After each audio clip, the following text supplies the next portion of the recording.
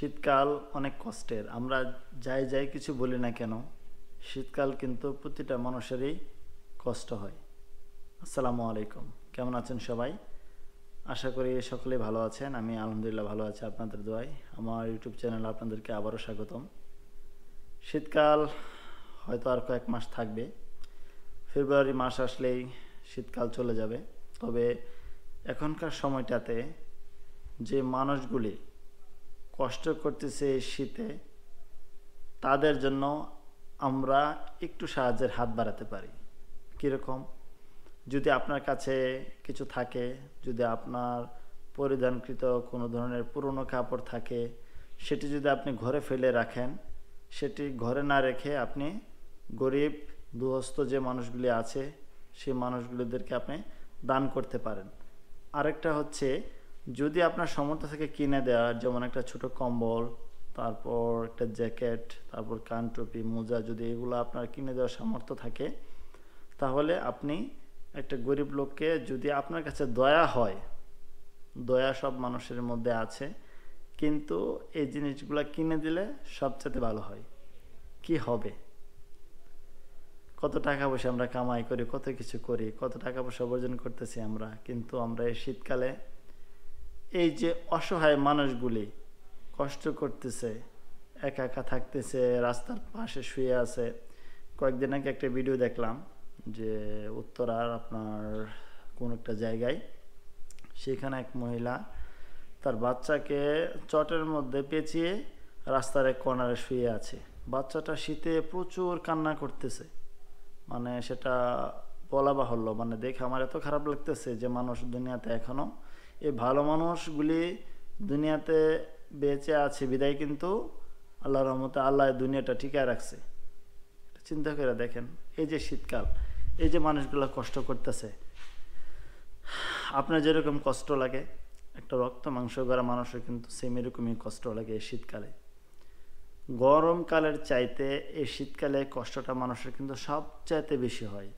আপনি যাই কিছু বলেন না কেন, বিশেষ করে যারা দিন আনা দিন খায়, যাদের কোনো কিছু নাই, উপার্জন নাই, কোনো কিছু নাই, এবং কি রিক্সাওয়ালায় জানে যে তার ঘুমটা কিভাবে আসে। সে যখন সারাদিন রিক্সা চালায়, রাত হয় 10টা বাজে বা 11টা বাজে, তখন কিন্তু সে তার রিক্সাতে সিট উঠিয়ে ভিতরে শরীরটা ঢুকিয়ে, যদি একটা কম্বল পেলো তো না পেলো, যেভাবে হোক চাদর মুড়ি দিয়ে সে কিন্তু ঘুমিয়ে যায়। রিক্সাওয়ালা কিন্তু জানে যে তার জীবনের কষ্টটা কতটুকু। তাই আমি বলবো যে আমরা যারা যতটুকু পারি মানুষের জন্য সাহায্যের হাত বাড়াই। একটা মানুষের জন্য, জীবনের জন্য, সেটা আমরা সকলেই জানি। এই যে মানুষগুলি কষ্ট করে, ভাই বলবে মানে কি বলবো, দেখেন, মানে আমার কাছে কিন্তু খুবই খারাপ লাগে। আপনাদের কাছে কীরকম লাগে আমি জানি না। এই অসহায় মানুষগুলো দেখলে না আমার মানে কান্না চলে আসে, যে দুনিয়াতে আমরা কত কিভাবে চলতেছি, খামখেয়ালিভাবে চলতেছি, বা নিজের কত কেয়ার করতেছি, কিন্তু এই মানুষগুলোর কেয়ার কিন্তু আমরা করতেছি না। এই মানুষগুলো কিন্তু অসহায়ভাবে কিন্তু পড়ে আছে রাস্তার এক পাশে শীতের মধ্যে। তো ওই ভিডিওটা মানে আমার অনেক খারাপ লেগেছে। তারপর ভাই দেখলাম কিছু খাবার নিয়ে আসছে, বাচ্চাটাকে খাওয়ালো। তারপর কিছু একটা জ্যাকেট নিয়ে আসলো বাচ্চার জন্যে। তো সেটা হচ্ছে মিষ্টি কালারের জ্যাকেট, খুব ভালো। জ্যাকেটটা পরানোর পর প্রায় মনে হয় 10 মিনিট পরেই বাচ্চাটার কান্না কিন্তু থেমে গিয়েছিল।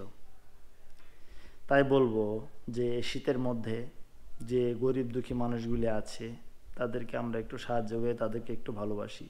আমাদের এই ভালোবাসাটাই আল্লাহ তাআলা কবুল করবেন।